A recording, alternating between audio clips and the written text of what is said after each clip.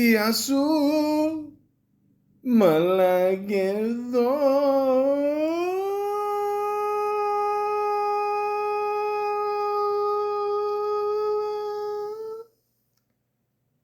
Welcome to the Malaka podcast. Ana de Armas. It's all right, Norma Jean. I'm back, Norma Jean. I'm back here, Norma Jean.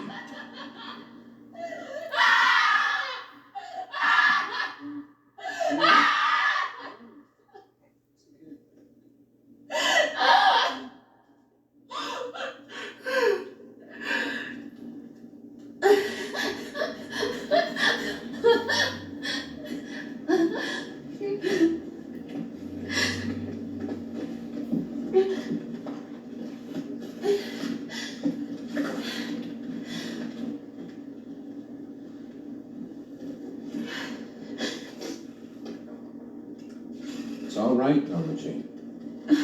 Hey, everything's all right. Norma Jean, what were you thinking of? I wasn't thinking.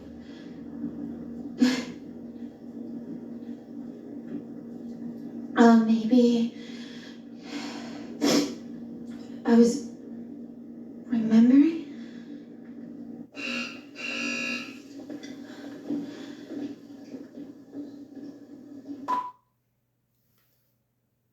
Now, ladies and gentlemen, a lot of people are talking about the new movie that came out.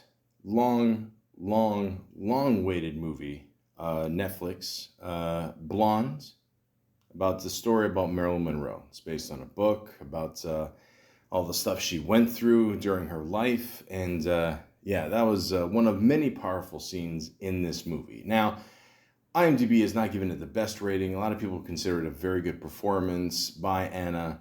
A lot of people are saying, the movie's too much. It just focuses more on the bad things and all that. But, everyone's just giving out their 2 cents. And I figure, you know what? Fuck it. Let me give my 2 cents. But what I'm going to do instead, everyone's talking about, the actual movie.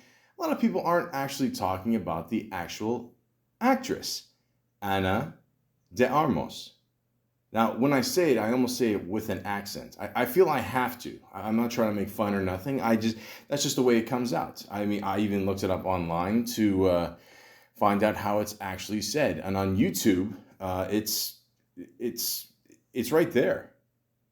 We are looking at how to pronounce this name, as well as how to say more confusing, but confusing celebrity names that may name mispronounced, so make sure to stay tuned to the channel.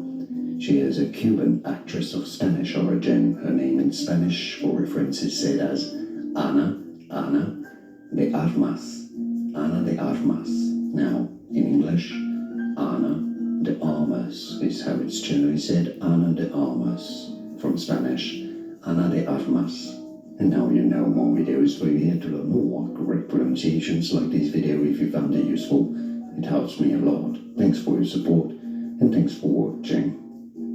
It helps me a lot. Sorry.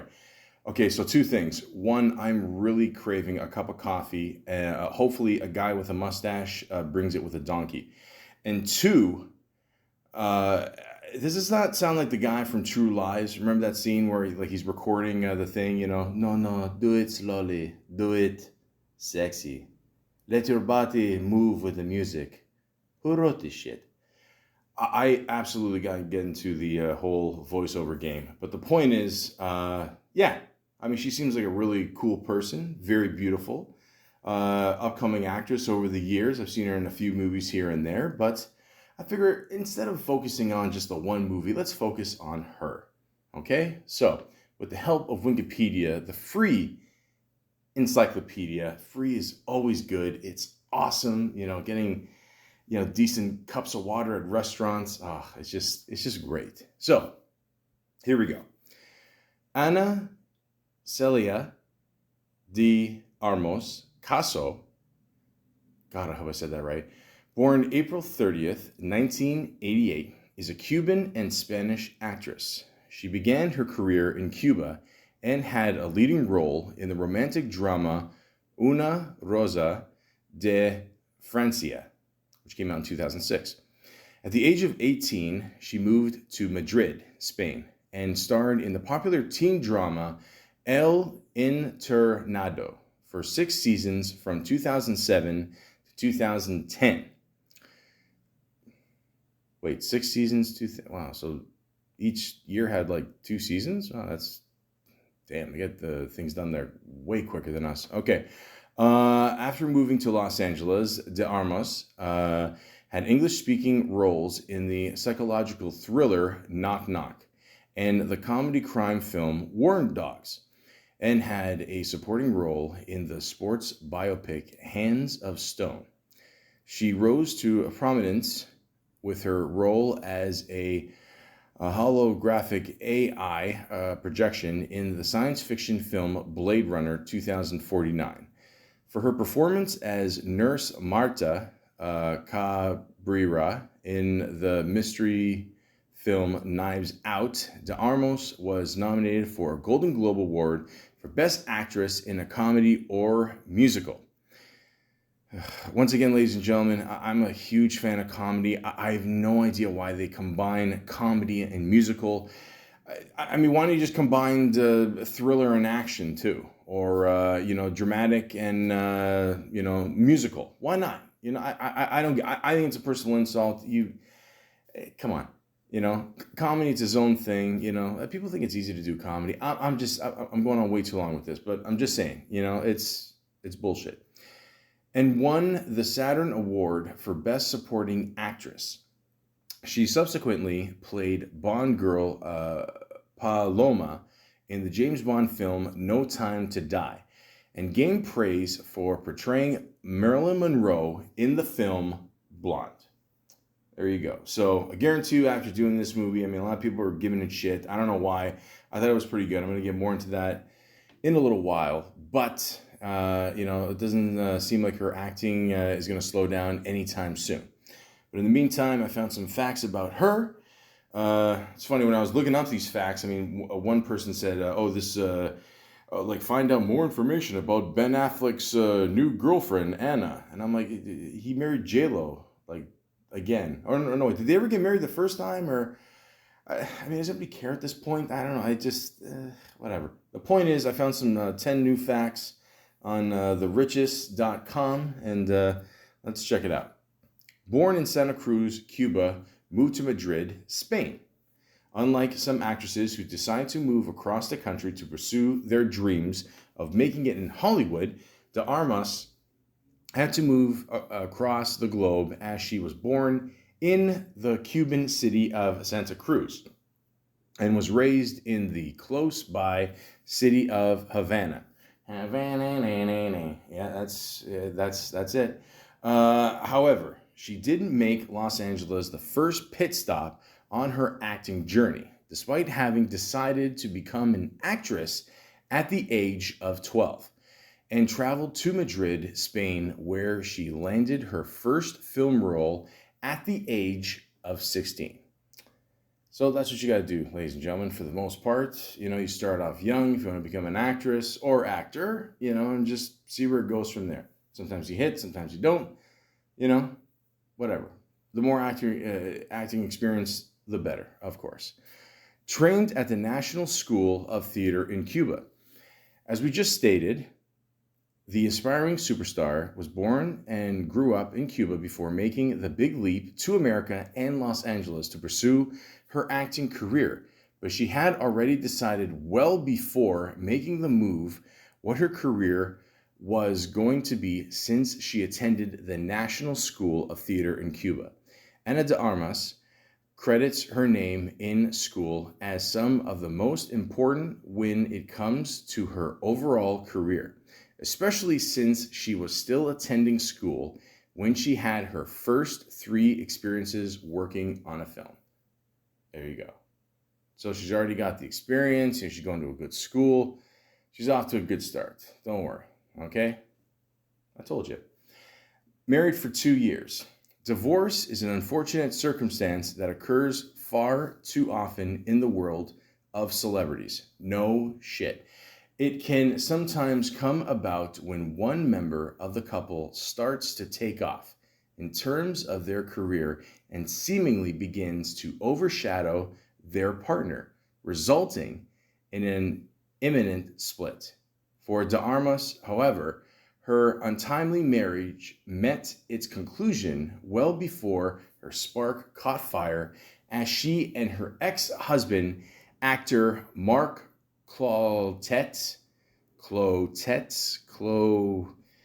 Mr. Mark, were married from 2011 to 2013, when De Armas hadn't even moved to the US yet. Luckily, she's now dating Alejandro Pinheiro Bello, and the two seem quite happy together. Awesome.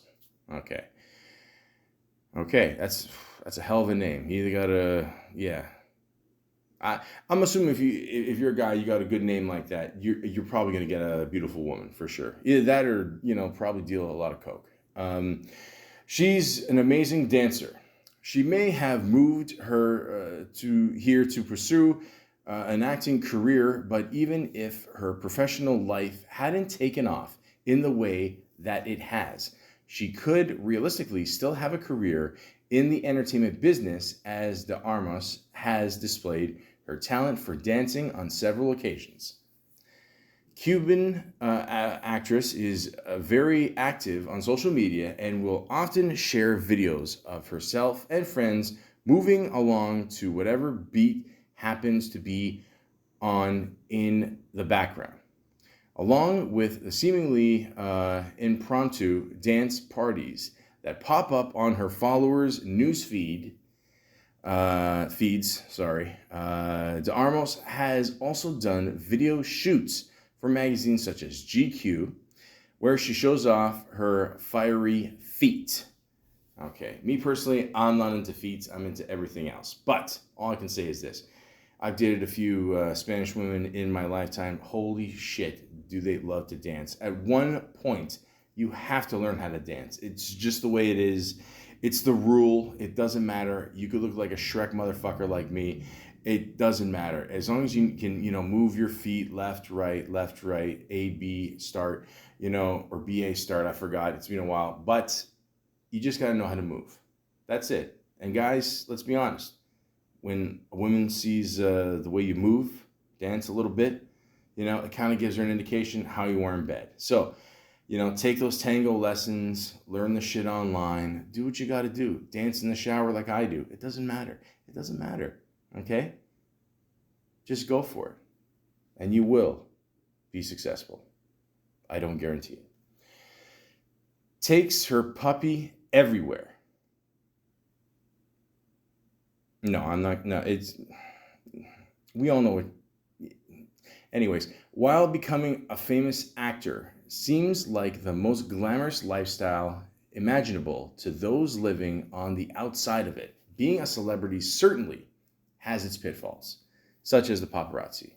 The relentless photos being taken can often be annoying to the stars of Hollywood, while also revealing private details about the person's life. When it comes to Ana de Armas, those paparazzi photos revealed that she takes her dog with her everywhere.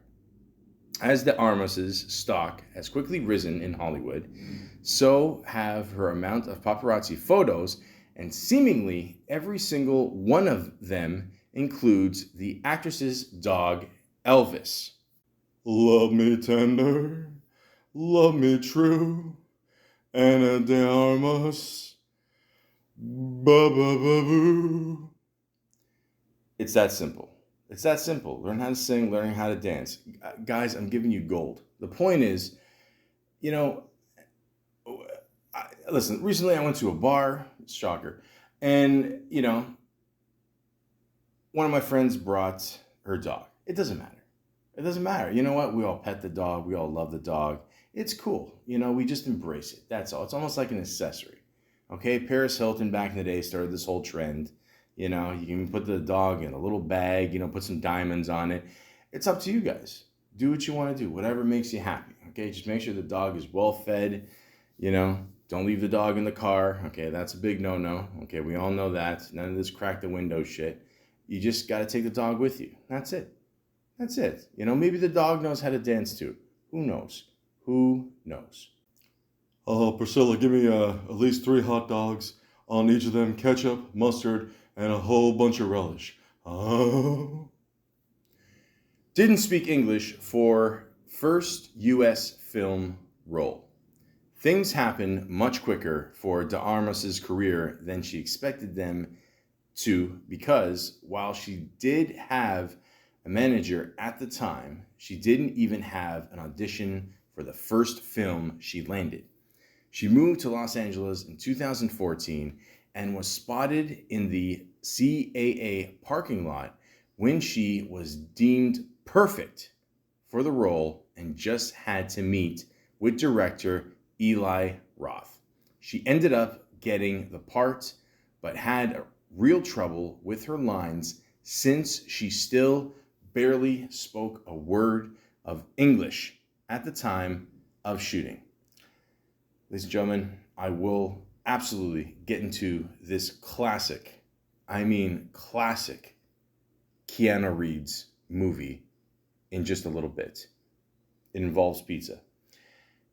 Had a role in a Spanish television show called El Internado. Even though de Armas landed her first international roles while living in the United States, she made it clear from the second she touched down in Madrid that she was serious about acting, and her casting in the show El Internado, I just love saying it like that, sorry, helped solidify that. She played the role of Carolina Leal, Leal, I think I said it right, yeah. Solace for 52 episodes on the drama thriller about the fictional boarding school set in a forest far away from the city. The show ran from May 2007 until October 2010 and truly gave de Armas her first taste of what a steady life as an actress was like. There you go. I mean, listen, you get to be on a show for 6 seasons. Doesn't matter where it is. Hopefully it picks up in syndication. That's where you get some extra money, okay? A lot of extra money, okay? Ask Jerry Seinfeld. Well, we're going to get to him in a little bit. But yeah, that's awesome. So there you go. Has a movie coming up with Ben Affleck called Deep Water. I think it already came out, but why not? As we said in the beginning of this article, de Armas is an actress whose spark caught faster than anybody could have anticipated. And it certainly shows with all of her upcoming projects, as every one of them is an awards caliber film, starting with Deep Water, a psychological thriller that will find de Armas starring opposite of Ben Affleck. Yeah, because we all know how great he was in Batman. The premise revolves around a book of the same name where the couple, de Armas and Affleck, end up becoming involved in murder mystery love story that is bound to excite and please audiences. I haven't heard of this movie.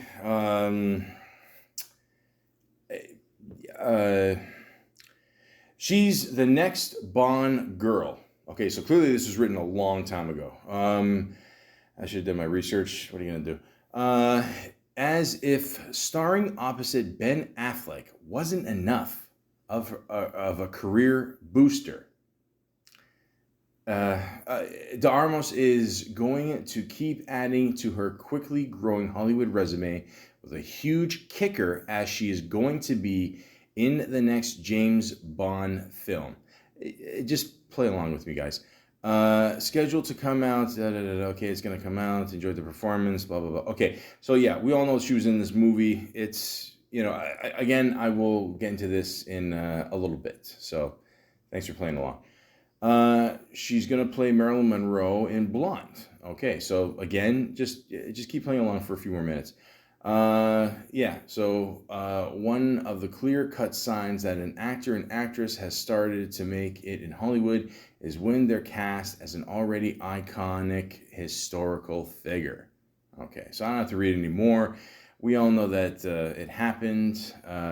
Yeah, so, but they're right though. I mean, think about it. I mean, she's done all these roles so far as, she's a kid. She's doing these movies here, there, whatever. And then, that's when yeah, you've pretty much made it. I mean, you get your own starring role. And yeah, it's big shoes to fill for definitely a Marilyn Monroe part, for sure. Everybody knows that. So, but like I said before, and I don't know, will I say it again? Who knows? But she did a lot of stuff before that. And of course, I have to go to IMDb. Why? Because Rotten Tomatoes is fucking stupid. Again, it's owned by Paramount.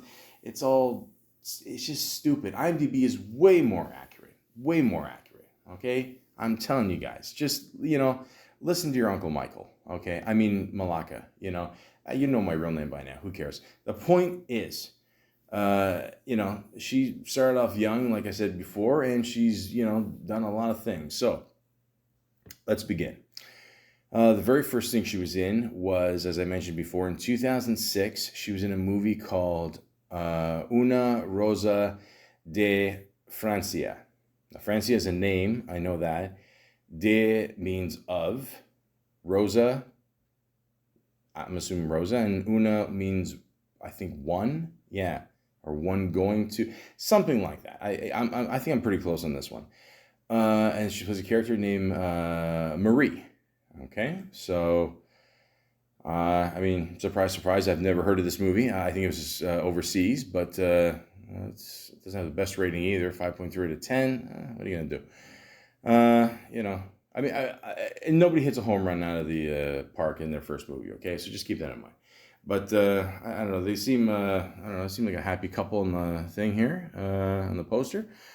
Simon transports illegal immigrants to New York, leaving them to their fate.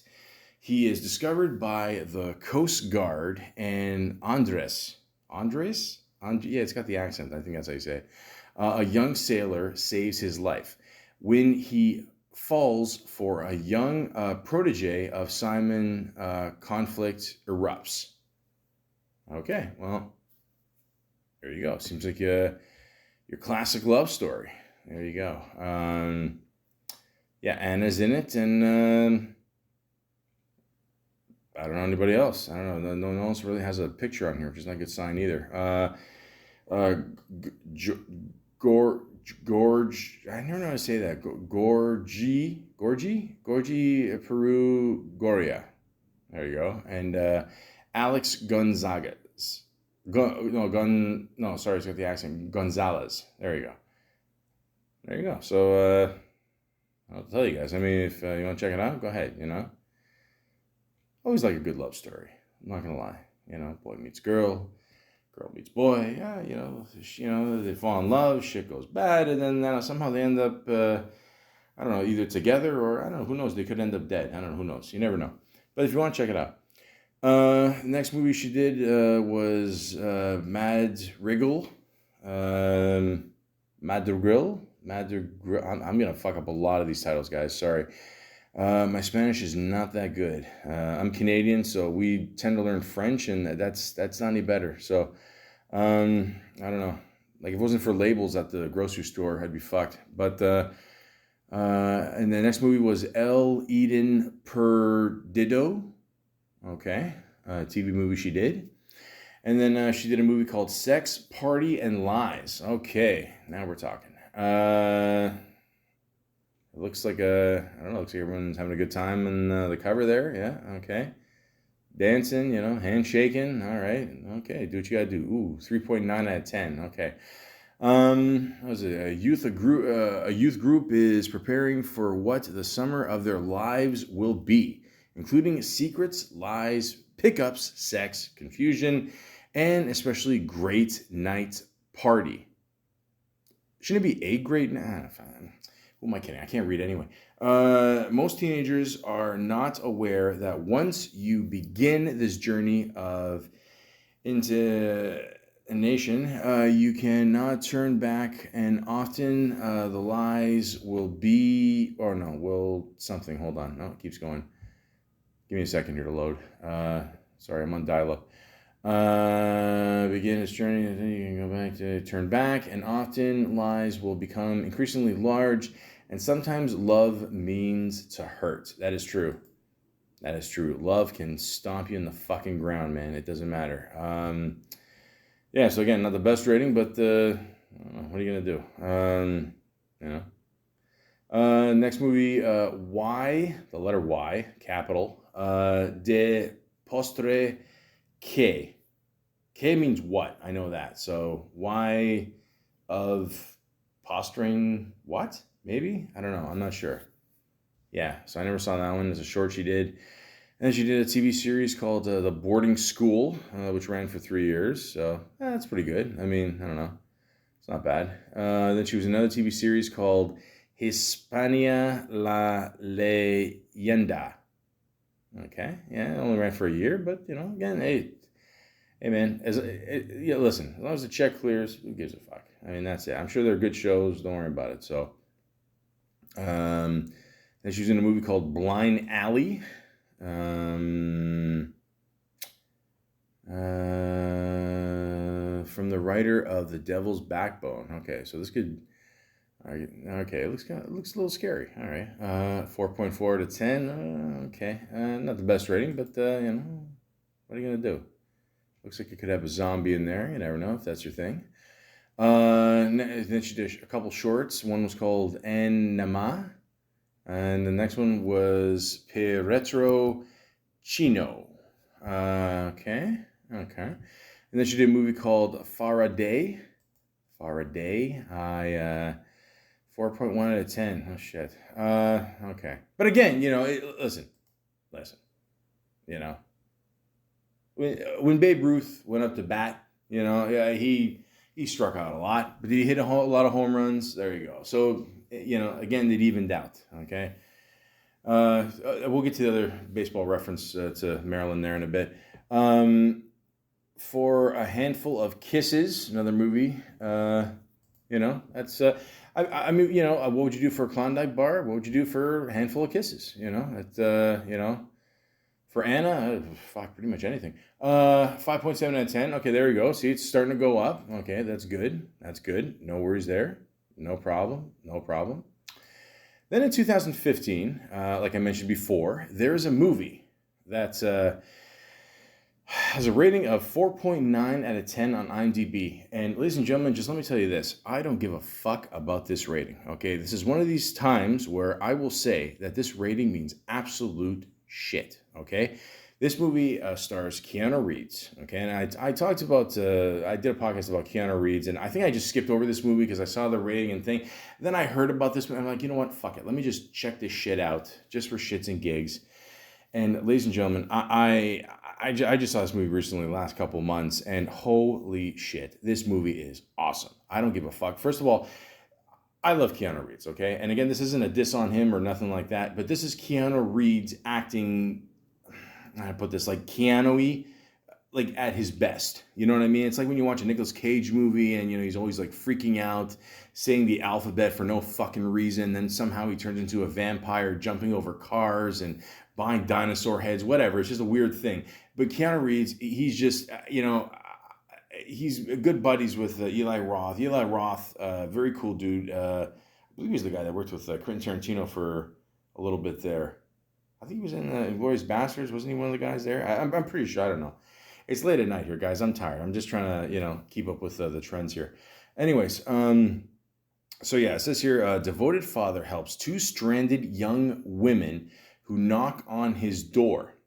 Keep in mind, I've seen many pornos that start off like this. But his kind of gesture turns into a dangerous seduction and a deadly game of cat and mouse. Okay, so this is a remake of another movie that came out years ago, kind of like a cult classic thing. There's a scene where like a woman comes to the door, the neighbor, whatever. I'm pretty sure she was the original. Her name is Colleen Camp. She was in the original version of the movie. Eli Roth, obviously he's a cool dude. He wanted to, give her props for being in the first one. But again, this movie, listen, I'm not going to tell you this is one of Keanu Reeves' best movies, but in many ways, it almost is. I mean, it just, it's crazy. First of all, it's crazy what these two women put Keanu through, I got to give them a shout out. So obviously Anna de Armas plays Belle. Lorenza Izzo plays Genesis, who I believe is Eli Roth's wife. I'm pretty sure. It's crazy. It really is. I just, the way they do this movie, I thought it was, I never saw the original. I got to assume this is better. But it's just crazy what these two women put this poor, John Wick through. Actually, it's ironic that I call him John Wick because there's a deleted scene online that kind of refers to whatever. I don't want to give a lot away. See the movie, and then you go on YouTube and see the deleted ending. So just a little helpful there. But obviously they didn't go with that ending because it was too related to John Wick, whatever. But I'm telling you guys, this movie is gold. It is good. If you're a fan of Keanu Reeves, okay, you will enjoy this movie. And Anna was great in it. One of her first, maybe her first American movie there. Again, didn't, she still has the accent, whatever, but she did a great job. Who cares? Okay, two women knock on your door. Listen, no, not all guys have been there, but we all fantasize about this. And, we're watching this movie and we're probably like, we wouldn't open the fucking door. It's crazy. It's raining and whatever. And, and we all know, when a woman is, dripping wet from the rain, of course that doesn't help things either, guys. But the point is, okay, this is a good little thriller, good little, cute little movie. And, in the end, you got to feel for Keanu Reeves. I mean, it's, as he put it, very, simply, it was free pizza. Death? You're gonna kill me. You're gonna fucking kill me. Why? Why? Because I fucked you? You fucked me. You came to my house. You came to me. I got you a car. I brought you your clothes. You took a fucking bubble bath. You wanted it. You came out to me. What was I supposed to do? You sucked my cock. You both fucking sucked my cock. It was free pizza. Free fucking pizza. It just shows up at my fucking door. What am I supposed to do? We're flight attendants. Come on, fuck us. No, we don't know. Come on, fuck us. Oh, twosomes, threesomes, it doesn't matter. Starfish, husbands, you don't give a fuck. You just fuck anything. Well, you lied to me. I'm trying to help you. I let you in. I was a good guy. I'm a good father. And you just fucking fuck me? What? Now you're gonna kill me? You're gonna kill me? Why? You should fuck me? What the fuck? Fuck, this is fucking insane! I forgot there were flight attendants too. I mean, flight attendants with free pizza. I mean, fuck, man. What more do you want in life? The point is, this is an awesome movie. Fuck the rating. Just watch it. Thank you. Next movie she did was a movie called Annabelle. I've not seen this one. Annabelle and his two roommates are looking for someone to share the rent. Aren't we all? They choose an older gentleman who gain their trust, but soon they discover a strange and disturbing presence. It was probably the same woman from Knock Knock. Knock Knock. Who's there? Crazy bitch. Look, I didn't see this one. It's got the similar rating. Who knows? It could be just as good. I fucking doubt it. But the point is, she's on a good little roll here, so that's good. Then she did a movie called Exposed. Again with Keanu Reeves. Oh, here we go. Okay. I've never heard of this one. 4.3 out of 10. Okay. A police detective investigates the truth behind his partner's death. The mysterious case reveals disturbing police corruption and a dangerous secret involving an unlikely young woman. Okay. Okay. All right. Well, there you go. Yeah, Keanu Reeves kind of got a little similar haircut to Speed there. All right, so he's got a thing for just trusting young women. Don't we all? Oh, you got to be careful with that shit because you could be an R&B singer and get 30 years. The point is, yeah, I haven't seen this one. I don't know. Again, see these ratings, they're not the best. I'm not gonna lie, they're not the best. But again, Knock Knock was not the best either. So it could be a good movie. I don't know. I don't know, guys. I don't know everything. I'm sorry. I don't know. All I know is I would never say no to free pizza. No man would. It's not gonna happen. Especially, with my calorie intake, it's not gonna happen. My biggest fantasy is for a woman to show up naked in the bedroom holding a pizza. I've had a woman naked show up in there. I've woken up with, pizza next to my nightstand. But two haven't happened together. So, one day Christmas is coming. Hands of Stone. Okay. I haven't heard of this one. Looks like a boxing movie here. 6.6 out of 10. Okay, not bad. The legendary Roberto Duran and his equally legendary trainer Ray Arcel change each other's lives. Okay. It's got Robert De Niro in here. There you go. Okay. It's got an Usher in here. Sorry, Usher the singer. I'm sorry. Ruben Blades, Edgar Ramirez. Okay, that's a decent rating. I mean, I always say that 6.5 rating. You never know if it's going to be good or not. Ellen Barkin. Okay, lovely woman. John Turturro, awesome actor. Why have I never heard of this movie? I don't. I've never heard of this movie. It's all right. I'm going to check it out for sure, and I suggest you do too. Anything with Bobby D, I'm down. Except for Bad Grandpa, I'm not sitting through that shit again. No, it's not gonna happen. Same year, 2016, she was in a little movie called War Dogs, and she plays the character Iz. I'm pretty sure it was Iz. Okay, so this movie did not do well at the box office. I do remember this movie coming out. Why? Because I've seen this movie at least 5 times since it's come out, and I absolutely love this movie. Okay? Loosely based on the true story of 2 young men, David Pakus. No, I don't think he's Greek. I think they're both Jewish. And Ephraim. Yeah, there you go. Deveroli. See, again, that confuses me. Whatever. Who won a $300 million contract from the Pentagon to arm America's allies in Afghanistan. Okay, now that doesn't say a lot. Okay, now basically, there's something online. Basically, long story short, you can since I don't know, maybe they canceled it now. Who the fuck knows? You can go online, go to this whatever website that the Pentagon or the government, whatever set up, and you can literally buy old Army equipment, everything from guns to tanks to fucking the whole arsenal. And this is real. This is, you can actually do this in real life. So these 2 dudes in real life actually started doing this, made a shit ton of money, taking risks, all that, whatever. And obviously they got to get into trouble because there wouldn't be much of a movie if they didn't. Shit's got to go bad somehow.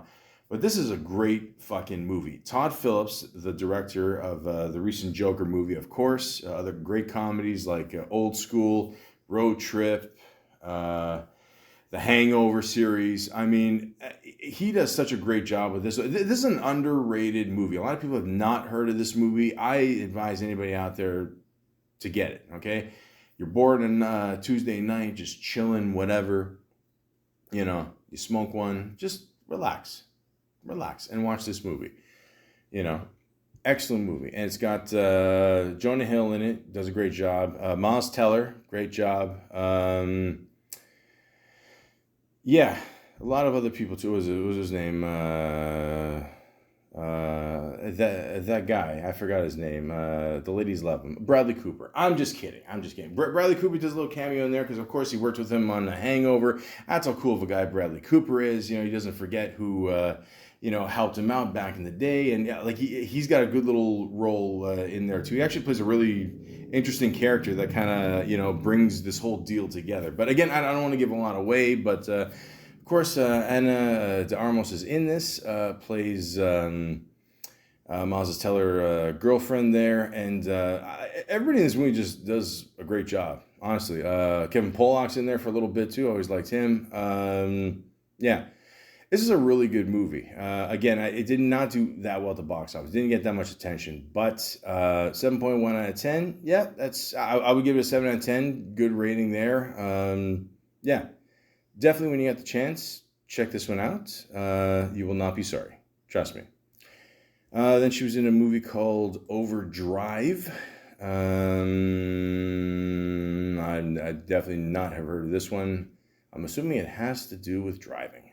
Two car thieves, theft brothers who journey to the south of France for new opportunities, wind up in the crosshairs of a local crime boss.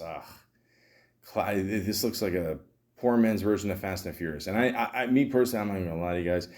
I don't know how the fuck these movies are successful. I saw the first one back in the day. I was like, whatever, I mean, some of the worst acting I've ever seen. And then that second one came out. And the only reason why I watched it, because, John Singleton, rest in peace. I was like, if anybody can save this series, it's him. Unfortunately, he couldn't. And, it's whatever. The point is, I don't know, 5.3 rating out of 10. Again, I don't know, with the rating that Knock Knock gets, who knows? Whatever. It's up to you. You want to check it out? Go ahead. Also 2017, Blade Runner 2049. She plays a character named Joey, which is spelled Goi. I'm almost positive that's how you spell it. And I reviewed this movie a little bit on the Ryan Gosling podcast. You ladies can check that one out. This is an excellent movie. I saw it in theaters, so maybe that helps. But I like this version way better than the original. Okay, I know a lot of people love that director's cut, ultimate director's cut, ultimate, blah, blah, blah, blah, blah, director's cut of the original movie in the 80s. It was good, don't get me wrong. I think this movie blows it out of the water. Visually, this is one of the best movies I've ever seen. Okay, it's amazing. I mean, it really will blow your mind. I mean, it is almost 3 hours, okay?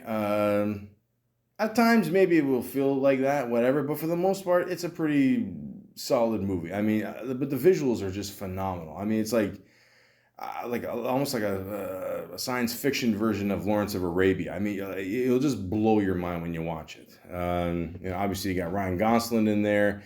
Harrison Ford coming back there. Dave Bautista. Did I say that right? Bautista. Bautista. Please don't kick my ass if you ever find this out. Robin Wright's in it. Edward James Olmos. Jared Leto's in it. I know a lot of people feel weird about that guy, whatever. All I'm going to say is this, though. I have no idea what Jared Leto's character was in the movie. I swear to you, I have no idea. Okay?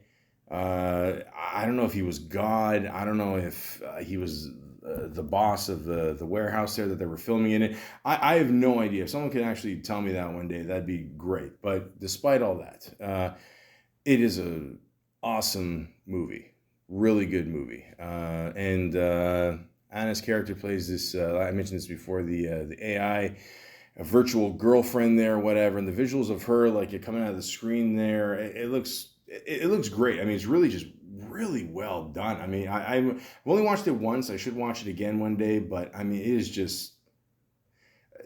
It's a phenomenal watch. Like, it really is. I mean, maybe someone will say, maybe the story's a little long, blah, blah, blah. But you know what? Either way, man, visually, it looks fucking awesome. I think we can all agree on that one. And I like the story. I thought it was pretty good. Harrison Ford was great in it. Gosling. everybody did their part right. So, Anna was good in it too. Again, Jared Leto, I have no idea what you were supposed to be, but you were still good in it. Robin Wright, always good in everything she does. So definitely check this movie out. I mean, the bigger the screen you can see on this movie, the better. That's what I recommend. But other than that, absolutely check it out. It's pretty cool. Very, very cool movie. Then she was in a movie called Corazon. Corazon. There you go. It's an accent, so Corazon. All right. Never heard of this one. I don't know. Got a good rating though. 7.1 out of 10. Not bad. Not bad. Elena Ramirez, which is Anna's character, is a disadvantaged prostitute who learns that she has a life-threatening medical condition and must make attempts to earn a visa in order to gain access to the necessary treatment. Okay. I've never heard of this one. I don't know. All right. Like I say, good rating, so I'll probably check it out for sure. This guy looks familiar. The other guy in it, Demian Bishar, looks very familiar. I don't know why.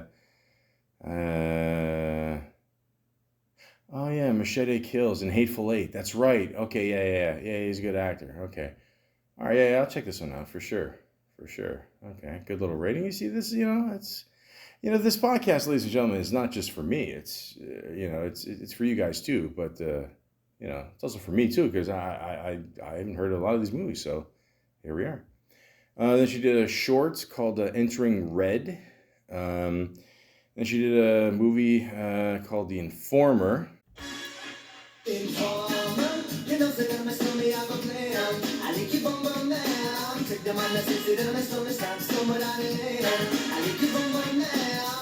That's not it. That's not not even close to it. I just love that song. But anyways, I have not heard of this movie either. 6.6 out of 10, not bad. Next convict working undercover internationally gets himself incarcerated again in order to infiltrate the mob at a maximum security prison. Oh, sounds cool to me. What we got here? We got Clive Owen, always killing it. Oh boy, I played Bill Clinton too. Did you guys see that when he played Bill Clinton in the was it American Crime Story? Fucking awesome. There you go. Yeah, okay. All right, I might check this one out too. Okay, there we go. Okay. Wasp Network also came out that year. Wow. And in this same year, she came out with 4 movies, the one short there. But yeah, that's okay. She's keeping busy. That's cool.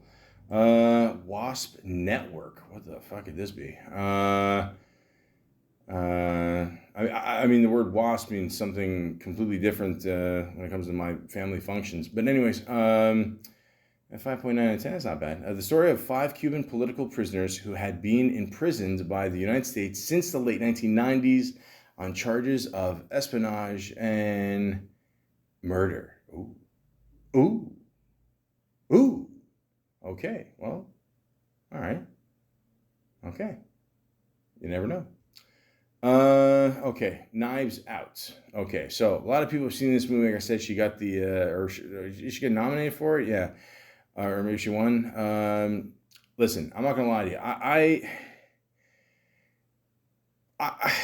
you know what? Maybe it's one of those things where I gotta watch this movie again and just really get into it. I couldn't get into it. I don't know why. It's got an insane cast, and they're making a second one. I think they're making a third one. So I don't know. They're just letting the ball roll here. But yeah, 7.9 out of 10. You know what? I'll watch it again. Okay, I will next when I do the 300 show. Reviewing all the other shit I did for all my 3 listeners. I'll get back to you. I'll watch it again. It's the whole murder mystery thing. Was a detective investigates the death of the patriarch. Fuck, how do you say this word? Patriarch. Patriarch. There you go. Fucking idiot. Of eccentric For some reason, I can say that word right off the bat. Competitive family. Okay, I'll check it out. I heard Daniel Craig is good in this one, so I'll check it out again. Don't worry. I don't know. Then she was in a movie called Sergio. I did not see this one. A sweeping drama set in the chaotic aftermath of the U.S. invasion of Iraq, where the life of top UN diplomat Sergio Vieira de Mello hangs in the balance during the most treacherous mission of his career. Okay.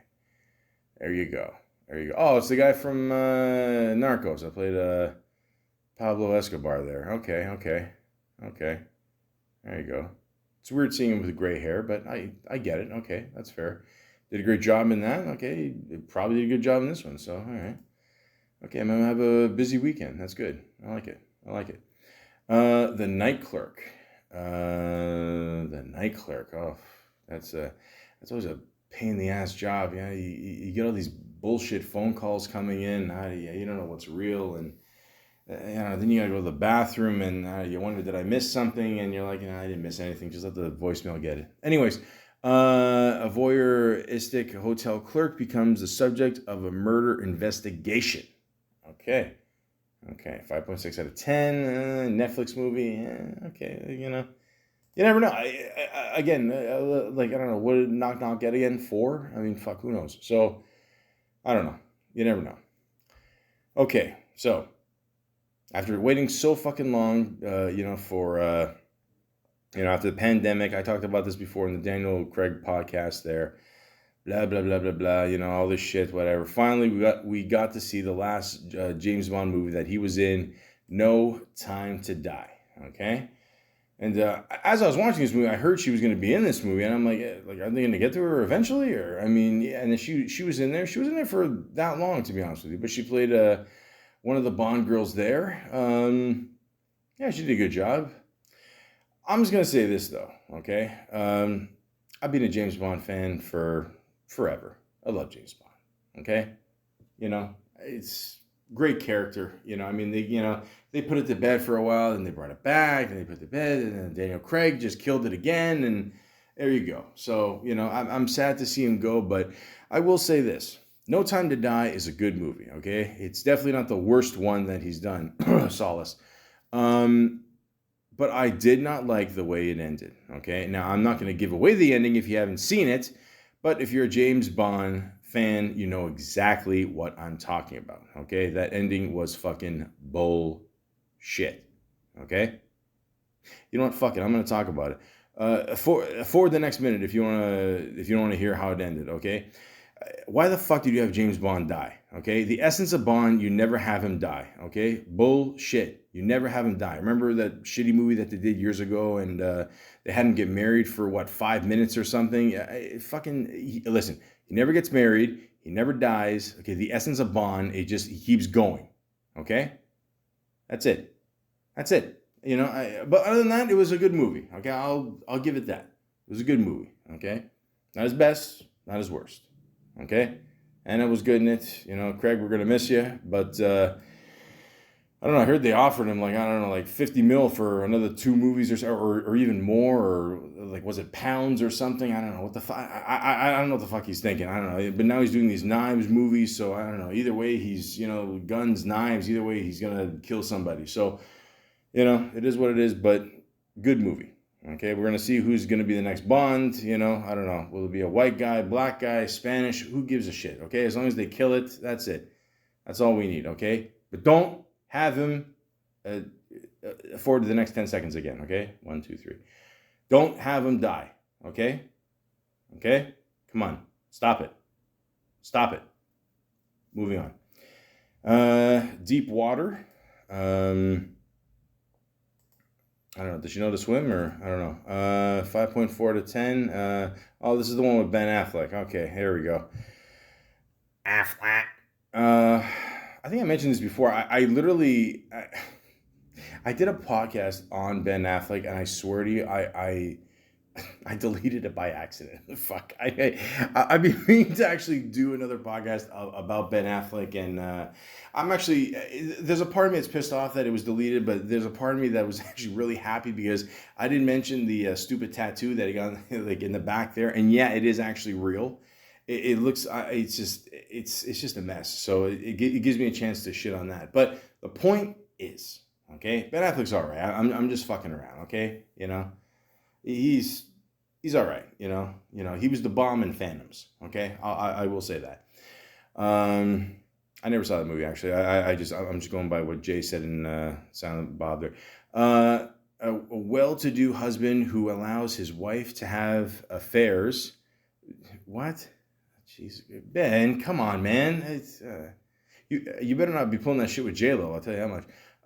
In order to avoid divorce, becomes a prime suspect in the disappearance of her lovers. Well, yeah, no shit, dude. I mean, this is... come on. Ben has, I don't know. To me, Ben is, between that and what's the other movie he did? Where Gone, Baby Gone? No, he did do that one. He did another one where it was where his wife disappears too. I don't know. He's turning into I don't know, a more recent version of Michael Douglas. I don't know. Like he's got the worst luck with women too. I don't know. People roasting rabbits and shit. Look, the point is, I didn't see this movie. If you want to go see it, it's up to you.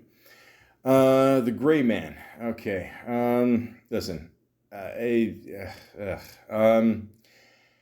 Listen. I like Ron Gosling, good dude. Chris Evans, good dude. Anna, we all know she's cool. This movie is nothing but a CGI fest. I mean, I get it. Most action movies today, it's green screen CGI, but it's like, dude, first of all, Chris, shave that shit, dude. You were not meant to have a mustache, okay? It's not going to happen, okay? All right, unless you start doing gay porn, shave that shit off, okay? Don't do what Superman did years ago, okay? It's just too much CGI in this one. I'm sorry. I don't know. I mean, parts of it were okay, but it's just, I don't know. Give me too much agita. I don't know. I mean, it's a Netflix movie. You can't expect much from them, but, I get it. They got some good shit over the years, but, it's too much. It's too much. Too much. I don't know. They're in the CIA. They're going against each other. I don't know. Who gives a shit? Just, I don't know. If you want to check it out, go ahead. It's whatever, You want to watch a good Ron Gosling movie, watch Drive. That's a good one. You want to watch Chris Evans, let him do his thing in, with the Shield. What the fuck's it called? Captain America. There you go. I don't know. Yeah. And it's too much CGI, guys. I don't know. I'm old school. I don't know. I'm going to watch Schwarzenegger in Commando, okay? Just blow up a bunch of shit, some good one-liners. That's it. That's all we need in life. That's it. It's too much with the CGI. Stop it. Oh, okay. 3, 2, 1. Okay, so now we got a recent movie, and the last movie that she's come out with so far is a little movie called Blonde. Now, the critics, wow. Okay, so guys, I swear to God, I literally just saw this review on IMDb a few hours ago. It had 6.3. Now I went down to 6. So I'm just going to say this right off the bat. This is not a bad movie, okay? Here's the problem with today's society, okay? First of all, let me just start off by saying that because of one scene in this movie that apparently did not happen, okay? Where she has a scene where she plays Marilyn Monroe here. Let me just say, a fictionalized chronicle of the inner life of Marilyn Monroe. Okay, so they have to say that so they don't get sued. So I saw a thing online where they said what's fake and what's real and what really happened, what maybe happened. I mean, a lot of things are just implied with this movie. First off, I'm just going to say this right off the bat, okay? If you are in a depressing state in your life or very depressed right now, if you are, not feeling good, having a bad day, do not watch this movie, okay? This will not help your life at all, okay? This will bring you down to the dumps. Okay, I was a little happy, so it kind of brought me in the middle. But if you're feeling really down, I'm telling you, it's just going to ruin your day. Big time. Big time. I have not seen a movie this depressing since Amy. Okay, now Amy is a documentary about Amy Winehouse. And her life and all that. And oh, Jesus Christ. I mean, that poor woman. I mean, first of all, her friends did not help her out. Second, her dad, Amy Winehouse's dad, you're an asshole. Okay. I'm just going to say that. I don't know if anyone else has got the balls to say that. I mean, you basically just pimped out your daughter. You're a fucking dick. I mean, plain and simple. I mean, that woman deserved a lot better. I mean, she had her problems, but whatever, But, this movie here, Jesus. I mean, first off, it's 2 hours and 46 minutes. Okay, so you're going to have to, you have to buckle in for the depressing ride here, okay? And this movie has a rating of NC-17, which I didn't even know they... I mean, again, I'm a kid of the 90s. I've not seen an NC-17 rating since that long. I mean, I saw a movie that Bruce Willis did with the woman that, I don't know, smiles a lot. I don't know. And then they had an extended version of that one. I don't know. It was probably one of the last ones. But again, it was the 90s, You're just used to seeing action, thrillers, people getting beat up, tits and ass all over the place. I mean, this is what it is. So my thing is with this, I think a lot of people are criticizing this movie because a lot of people are just saying, oh, it's too much nudity, it's too much this, yeah, blah, blah, blah, blah, blah. Shut the fuck up, okay? First of all, I'm going to give Anna props for doing this role, okay? I mean, I'm sure she maybe wasn't, the first person to get offered this role, but, the way her career was going, like it seemed like she did. People knew who she was, but she's doing these little roles here and there. Some of them, I mean, a lot of these movies. I'm just gonna be honest with you. I never heard of a lot of these movies. I just, told you guys. The main ones were War Dogs, Blade Runner. There, Knock Knock, of course, free fucking pizza. But this is a great opportunity for her to like really show off her skills, and I'm telling you. She killed it in this. I mean, I played the one scene in the beginning of the podcast, but there's many scenes like that where she gives it her all, man. And I'm not just saying that to kiss her ass or nothing like that. I mean, but she really does a phenomenal job with this. I mean, there were times. I'll pretty much watch anything, but even times even I felt uncomfortable. I felt bad for her. She's playing Marilyn Monroe, and you're like, Jesus Christ, But I think a lot of people are just giving this movie a lot of criticism because it really is a depressed fest. I mean, like I'll give you an example. So Goodfellas, one of my favorite movies of all time, okay? In my top 5. It is an awesome movie. Now, all the fucked up shit that you see Henry Hill do and he has to go through, they still show a lot of the good stuff, a lot of fun times and all that. So it's kind of a good little balance there. The problem with Blonde, it's just like I'm going to say 5-10 minutes or so, it's like getting hit in the head with a shotgun. I mean, with all the bad shit. I mean, like it really, like I knew Marilyn Monroe did not have the best life. I know, but in the beginning of the movie, it shows that, like she's trying to find out who her father is. Her mother, like literally would beat her up and, it just went mental there. And, she already went through a lot even before she started acting. Then she did her modeling thing, and basically, I mean, they're applying it like how she got her first part was the one director there, who I don't know, seemed like a Harvey Weinstein type. And again, they're saying this may or may not have happened, allegedly, whatever. She was sexually harassed by this guy. That's how the ball got rolling for her in the movie business, and. She was chasing her demons for a while and still trying to find out who her father is and visiting her mother. And at points, her mother didn't recognize who the fuck she was. And, and then she went through a whole bunch of shit with men, it's brutal, man. Like, it is really, really hard to watch. I mean, there's no, like, I can't think of one happy moment in this movie. I really can't. And I think that's why, all these millennial types are fucking, it's just too much nudity, too much real, it's too brutal, blah, blah, blah. I got news for you guys, okay? Life, it ain't all rainbows and sunshine like fucking Rocky Balboa says, okay? It's not, okay? And you think just because you're a movie star, you're going to have the best life ever and people are going to kiss your ass forever. Back then, let's just be honest, okay? When the movies, were just starting to really get going there in the 50s, 60s, whatever. I mean, especially actresses, women, they were treated like fucking shit. like fucking, garbage. They were just expendable to these directors. There's even a point where she's doing Some Like It Hot there, and she reminisces on some point of her life there, and she's just like, fuck this, I don't want to do this, and she, at the time, she's abusing drugs and alcohol, and you can't blame her because she's been through all this shit, and and then they just shoot her up with something in a needle. Like, it's like, fuck, man, like, really? Like, I mean, this shit would never happen today. I mean, maybe it does behind the scenes. Who the fuck knows? I don't know. I'm not there. Okay?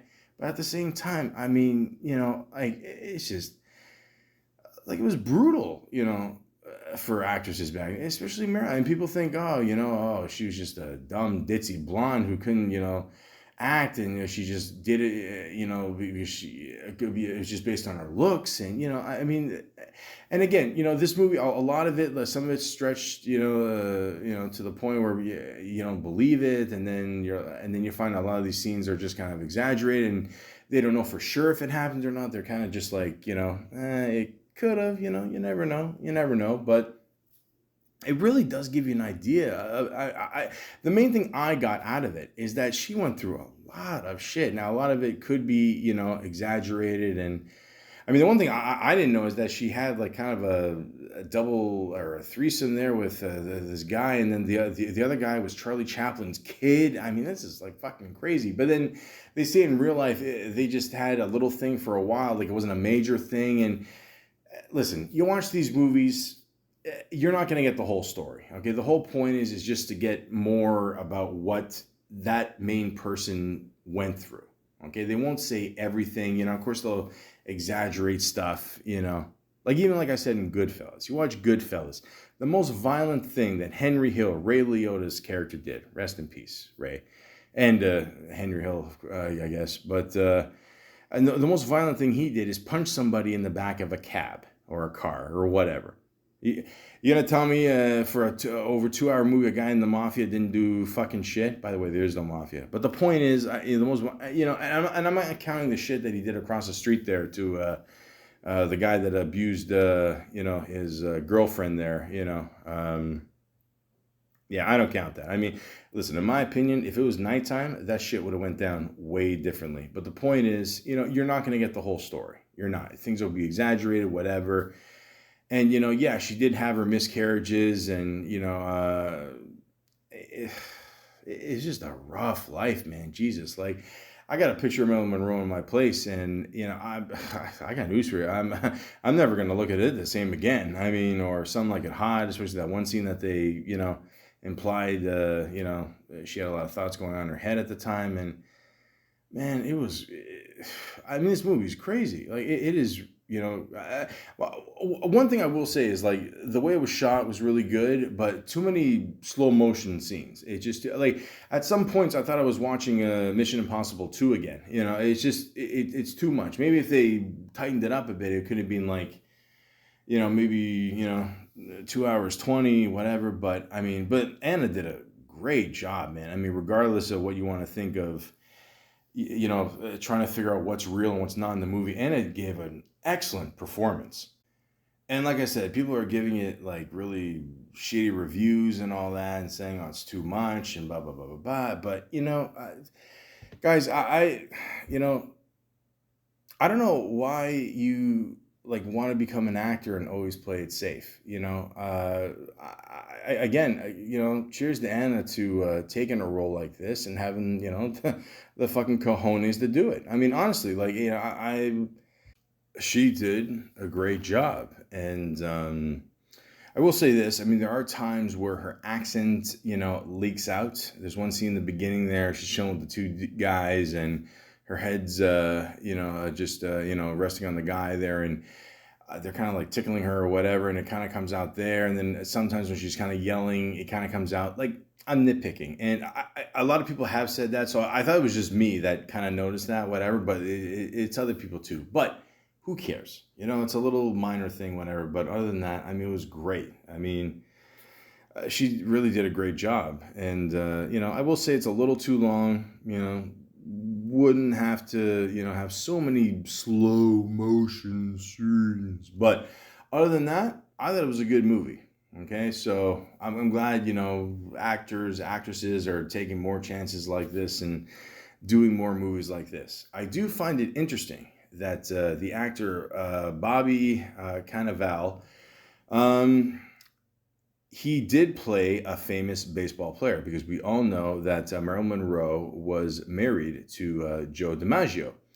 Ironically, for 9 months, which I don't know, maybe I'm kind of whatever here. 9 months, she couldn't have a kid. It is kind of weird, like all these things. But anyways, and they don't list his, they don't put Joe DiMaggio, they put ex athlete. So again, like I said before, a lot of these stories they're saying, oh, it's made up or this never happened, it's exaggeration, blah, blah, blah, blah, blah. Whatever. They're doing that so they can't get sued. Now, personally with me, I really don't give a fuck. One, because I don't have any money. Two, like Rocky said in Rocky 5, again with the Rocky references, okay? That's how Italian I am. Sue me for what? So, here is a Seinfeld reference.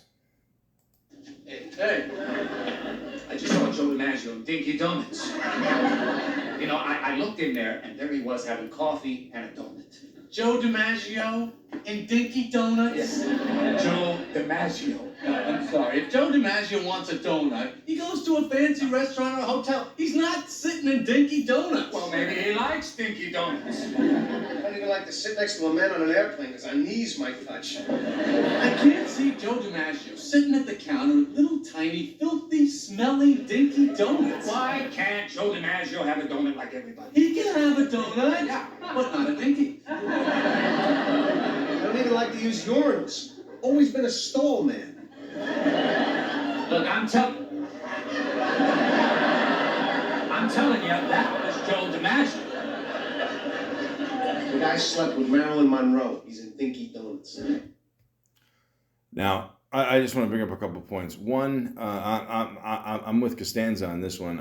Even when I take a piss in the mall, I go into a stall. Okay, I don't give a fuck. All right, it's more private. I piss in the toilet at home.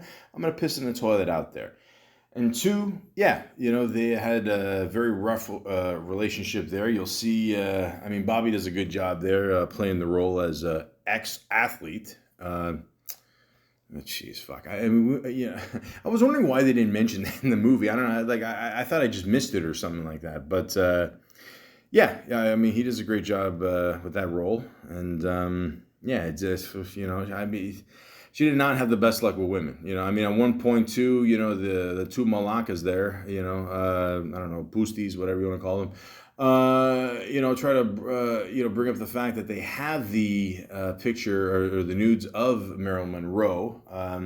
That's one thing I was actually kind of surprised they didn't mention is the whole story there with Playboy. The first issue of Playboy, I believe, had pictures of Marilyn Monroe. And then, I don't know, Hugh Hefner must have bought it off the two guys, I guess, or something. So I guess that's how that. I'm just surprised they didn't mention that because I don't know. That was I just assumed that was an interesting part of her life. But it's just crazy. At one point she has a cut on her cheek in a movie, and then later on you see her visit the mother. She has the same cut on her cheek in the exact same way, and it's just crazy all the shit they had to put up with. Like even one scene where she's on the phone and she's like, "Oh, I'm not feeling well," and the one guy, and this is a different way, than it was back then. The guy goes, "Oh, like, is it your period?"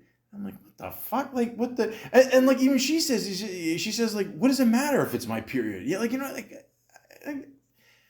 holy fuck, so it really, I thought the movie did a great job demonstrating like all the shit that she had to go through, like not even just her personal life, but just as an actress in Hollywood at that time. So I don't know why the fuck people are just shitting on this movie. I guess maybe because they're, exaggerating or certain scenes didn't happen. The one main thing that got the NC rating there is the scene with Kennedy there. I don't know, they show him laying in bed there, and I don't know, correct me if I'm wrong, but I don't know what the fuck is he wearing in bed. Like, he looks like he's wearing some kind of like weird garment or something, and I don't know what the fuck that is. I just found it comfortable, yes. And in the background, like, she's performing there, and like the doors open, the guards in the like maybe 10 feet away. Like it's a whole like and again, they said that didn't happen, but I mean, it's just. Oh, I mean, there was always that rumor that Marilyn Monroe, did have an affair with Kennedy there, and it's crazy, man. Like, it is a crazy story, regardless. I mean, or even just a crazy movie. So again, I don't know what's real or fake. I mean, some of us will never know, But at the same time, all I can say is this. I mean, I feel very sorry for Marilyn Monroe, and the way it ended for with her, it shouldn't have, I mean, she should have had a longer life, absolutely. And I think Anna here does a great job with the performance. So I don't know what to tell you. I mean, if you don't like the movie, I mean, look, let's just be honest. The last like 10 years or so, I mean, there hasn't been. I mean, there's been good movies, but I don't think a lot of people are just taking chances anymore. You know what I mean? So. Also, I want to say I'm gonna give props to Adrian Brody. He was in it for a little bit. Like he's a great actor, but I don't know. I don't think they used him right in this one. I don't know. Like he was very like he wasn't in it for a long time. I don't know. I mean, like I know he had a couple clunkers for a while there, and he did that stupid impersonation of Sean Paul on Saturday Night Live. That's what got him banned. I mean, it's just I don't know what the fuck he was thinking when he did that, but.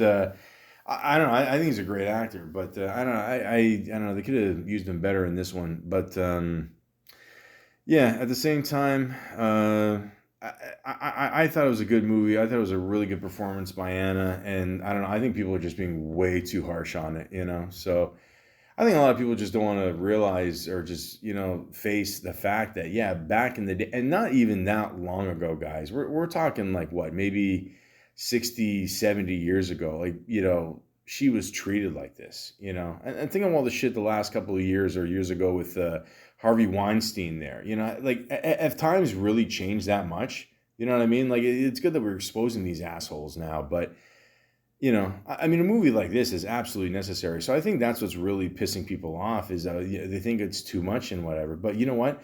The point of making movies is to bring, especially real, based on a true story or based on real event movies, is to really just put emphasis on what people actually go through, So I don't know what to tell you. I mean, that's just my opinion, and I'm sticking to it. I mean, this is a good movie. I mean, I'll give it a 7 out of 10. I mean, I like I said, they should have put more, or try to put like more like happy moments or something, to kind of balance it out. I think a lot of people just feel it's like, oh, it's just too much, but yeah. But like I said, okay, if you're feeling down in the dumps, do not watch this movie. Okay, make sure you're.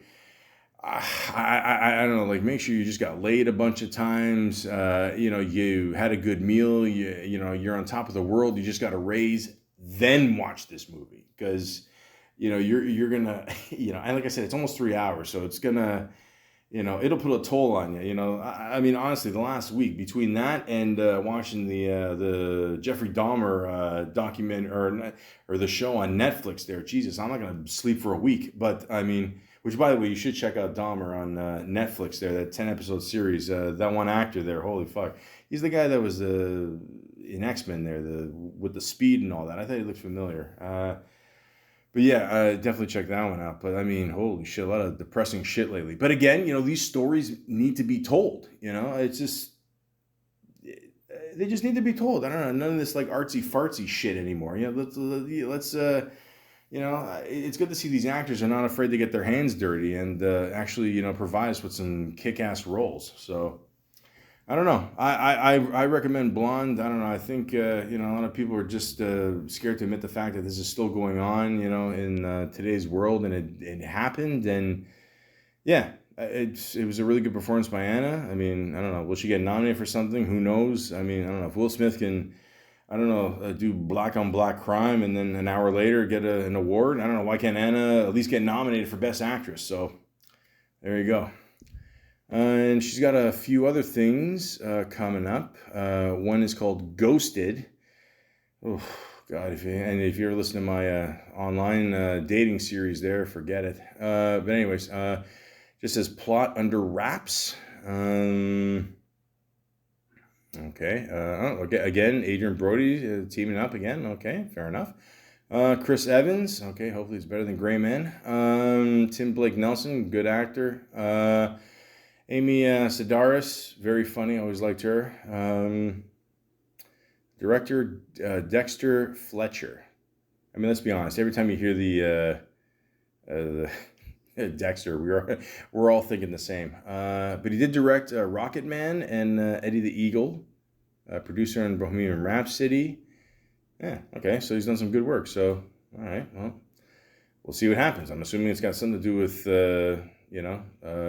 getting rejected or ghosts. Who knows? And then the last thing, it's in the last one was post-production, by the way, Ghosted. This is pre-production. It says rumored, and it's called Ballerina. All right. Well, she likes to dance, so why not? A young female assassin seeks revenge against the people who killed her family. Okay. Okay. So far it just has her there. Okay. Just Anna. Okay, so imagine with her dancing skills, she's going to go around being an assassin. Okay. Okay. It says action thriller. Okay, fair enough, fair enough. He's the writer of Underworld. I'm not a fan of those movies. I got to be honest. I don't know. I like the woman in it. What's her name? Kate Beckinsale? Yeah, she's cool, but I don't know. He's a producer of Total Recall. Not the first one, the old one. I wasn't a fan of that one either. It says here he's doing a Sin City TV series producer. Oh, they're making a show about that? Oh, cool. Okay.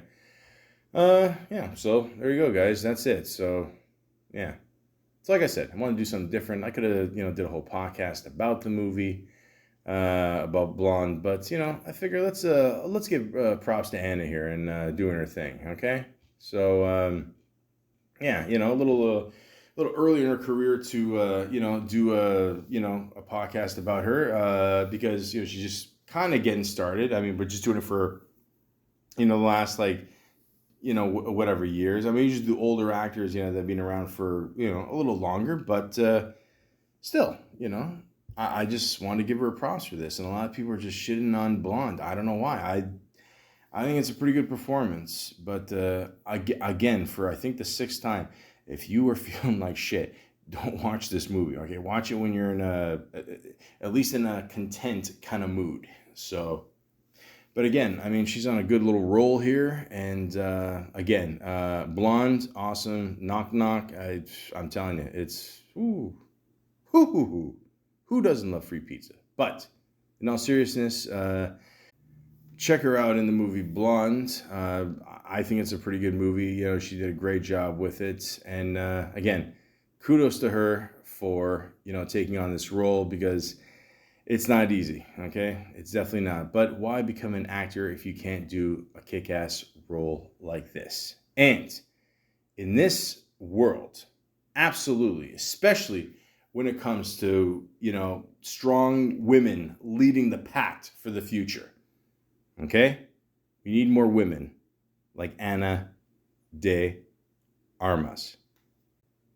From the beginning, I knew that I just can't imitate her. If I tried to do that, I'll fail. It's just not possible.